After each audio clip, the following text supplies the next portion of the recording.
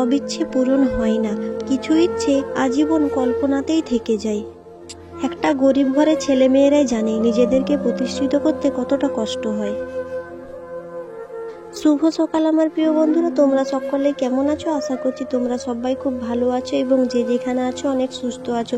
জানো তো বন্ধুরা, আমি না আজকে একটুও ভালো নয়, আমার মনটা খুব খারাপ। সব কিছু তোমাদেরকে এই ভিডিওতে আমি বলবো, ভিডিওটা তোমরা প্রথম থেকে শেষ পর্যন্ত দেখতে থাকো। বাঁকুড়া জেলার ছোট্ট একটি গ্রাম থেকে আমি পূজা আমার নতুন একটা ব্লগ ভিডিওতে আমার সকল প্রিয় বন্ধুদেরকে অনেক অনেক ওয়েলকাম এবং অনেক অনেক ভালোবাসা জানাই। জানো তো, আজকে না উঠতে অনেকটা বেলা হয়ে গেছে, প্রায় 8টার পরে উঠেছি। আগের দিন অনেক রাত্রির জায়গা ছিল, বউ ভাত খেতে গিয়েছিলাম সেই কারণে, আর তাছাড়াও বাড়িতে এসেও একটা কাজের জন্য একটু রাত্রি জাগতে হয়েছিল। তো ঘুম থেকে উঠে আগে আমি চারিদিকে ঝাড় দিয়ে দিয়েছিলাম, তারপরে গোবর জল দিয়ে মাড়ুলে দিয়েছিলাম। আর এখন আমি রান্নাঘরটাতে আমি লাতা দিয়ে দিয়েছিলাম। তারপরে আমি মেয়ের জন্য একটু ম্যাগি করে নিচ্ছি, অনেকদিন ম্যাগি খাইনি। তাহলে মেয়ে বলছে, মা গো আমি ম্যাগি খাবো, তাই আনা করিয়েছিলাম ওর বাবাকে, আর এখন ওটাই করে দিচ্ছিলাম। উনুন জ্বালবো বলে তার জন্য আবার কাঠ আনতে এলাম, বেশি কাঠ ছিল না, যাই হোক করে উনুনটা জ্বালাম। আর এদিকে বর কাঠ কাটছে, তাই আমি কাঠগুলো নিতে চলে এলাম। এগুলো আমাদের বাগানের এই গাছ, আর ওখানের এই গাছগুলো কাটা হয়েছিল, তার নিচে মোড়াগুলো ছিল, সেগুলো আজকে বর কেটে দিল, আর আমি কাঠগুলো নিয়ে যাচ্ছি। জানো তো, আমার জায়েরই অভাব হোক, কিন্তু আমার কাঠ পাতা এসবের কখনো অভাব হয়নি। জ্বালানির অভাবটা আমাকে কখনো বুঝতে হয়নি। রান্নাঘরে রান্না চাপিয়ে দিয়ে এসেও কাঠ ভেঙে নিয়ে যেয়েও রান্নাটা করা যায়। আজকে আমি একটা জায়গায় যাব, সে কারণে তাড়াতাড়ি করে ভাতটা চাপিয়ে দিলাম। আর এদিকে বাড়িতে বাঁধাকপি ছিল, বাঁধাকপিটাই কেটে নিচ্ছি, আর আলু দিয়ে ঝাল করব। ভাবলাম যে রান্নাটা করে দিয়ে যাব। জানো তো, ভাতটা রান্না হতে হতে প্রায় 10:30 বেজে গিয়েছে। তাহলে আমি যাব মেয়ের স্কুলের অ্যাডমিশনের জন্য, খবর নিতে যে কত কি টাকা লাগবে, কত কি খরচ হবে। তার জন্য আমি বরকে বললাম, দেখো ইংলিশ মিডিয়াম তো সকালেই খোলা থাকে, তো তাহলে তাড়াতাড়ি যেতে হবে, নইলে বন্ধ হয়ে যাবে। আর দেখো আমি একাই বেরিয়ে পড়েছি সাইকেল নিয়ে। জানো তো বন্ধুরা, সব কিছুই ঠিক ছিল, কিন্তু স্কুলে যাওয়ার পরে আমার মনটা পুরো খারাপ হয়ে গেল। কেননা ওই স্কুলের চার্জটা অনেকটাই বেশি, আর এতটা টাকা মাসে মাসে দিয়ে আমার পক্ষে কোনো মতেই সম্ভব না। ভর্তির সময়েই প্রায় 4000 টাকার মতো লাগবে, তারপরে আবার মাসে মাসে 500 টাকা করে লাগবে। এত টাকা আমি দিতে পারবো না। তাই মন খারাপ করে একটা ফর্ম নিয়ে বাড়ি চলে এলাম। টাকার জন্য মেয়েটাকে আজ ভালো স্কুলে ভর্তি করতে পারলাম না। আর এই জন্য আমাদের গরিব ছেলে মেয়েদের পড়াশোনা ভালোভাবে হয় না। টাকা পয়সার জন্য আমরা অনেকটাই পিছিয়ে থাকি, আর টাকা ছাড়া তো দুনিয়াতে এক পা চলাও অসম্ভব ব্যাপার। আমার এতটা খারাপ লেগেছিল, কি বলবো, আমি তোমাদেরকে বুঝাতে পারবো না। তো যাই হোক, একদিকে রাগও লেগেছিল, বলি এত টাকা দিয়ে পড়াবো না, এর চেয়ে আমি ভালোভাবে ঘরে আমি ওকে নিজে হাতে নিজে দেখিয়ে পড়াশোনা শেখাবো। এইটা নিয়ে মনের সাহস নিয়ে আর মনটাকে শক্ত করলাম। যাই হোক, তারপরে বাড়িতে আমি আসার পরেই দেখছি মেয়ে খেলাধুলো করছে।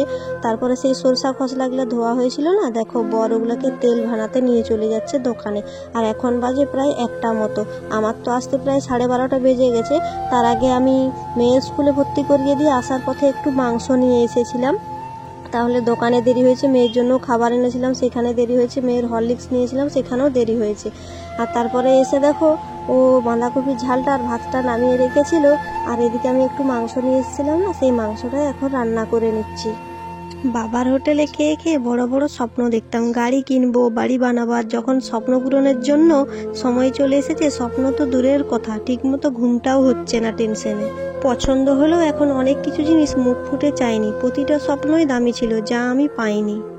টাকার অভাবে আজ কত আনন্দ থেকে নিজেকে দূরে সরিয়ে রেখেছি।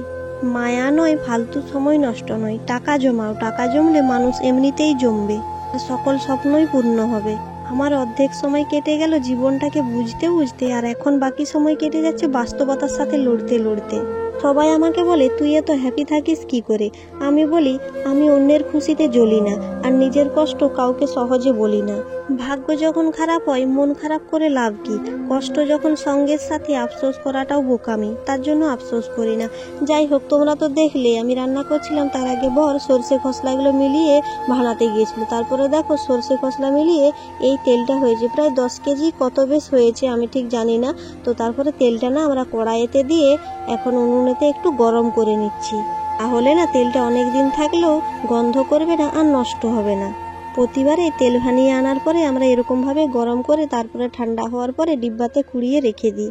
তারপরে বর যেহেতু পুকুরের দিকে চান করতে যাবে, আর পুকুরের দিকেই না আমাদের সেই পেঁয়াজ রসুন লাগানো আছে জমিতে, তো সেই জমিতে অনেকগুলো পাঁশ ছিল, বলছিল যে পাঁশগুলো তাহলে দিয়ে দেবো। পেঁয়াজ রসুনে নাকি এই উনানের ছাই মানে পাঁশগুলো দিলে তাহলে পেঁয়াজ একটু ভালো হয়।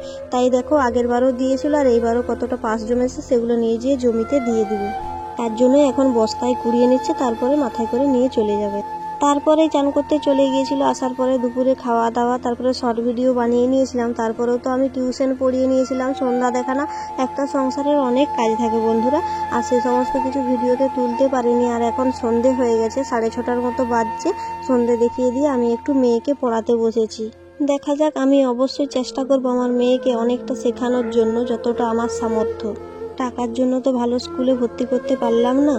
আমি তো সেইখানে দেখে শুনে অবাক হয়ে গেলাম, মাসে 500 টাকা করে, এইটুকু বাচ্চা আর যে এখনো ভালো করে কথা বলতে জানে না।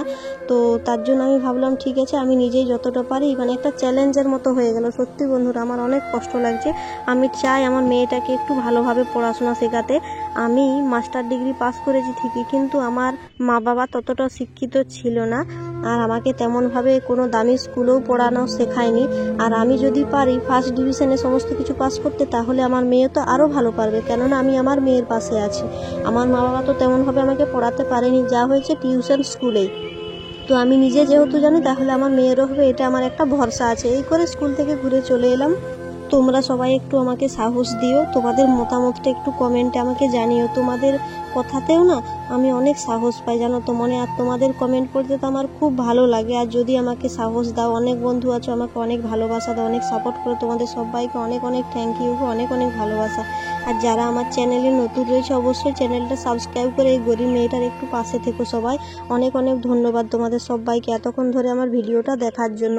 আর দেখো আজকে রাত্রিতে না একটু খিচুড়ি বানিয়ে নিচ্ছে বড়। এদিকে হচ্ছে মুরগির ঠ্যাং, মানে যেগুলোকে ছাড় বলে, সেটা আনা হয়েছিল, এই উনুনটাতে করা হচ্ছে। আর ওদিকে খিচুড়ির মশলা করা হচ্ছে। যাই হোক বন্ধুরা, এখন রাত্রি প্রায় 8টা মতো বেজে গেছে। খিচুড়িটা হতে অনেকটাই সময় লেগে গেল, কেননা তার আগে অনেক কাজ ছিল। আর তোমরা সবাই ভালো থেকো এবং সুস্থ থেকো। তোমাদের সাথে দেখা হবে নতুন কোনো ভিডিওতে। টাটা গাইস, সবাই অনেক অনেক অনেক ভালো থেকো।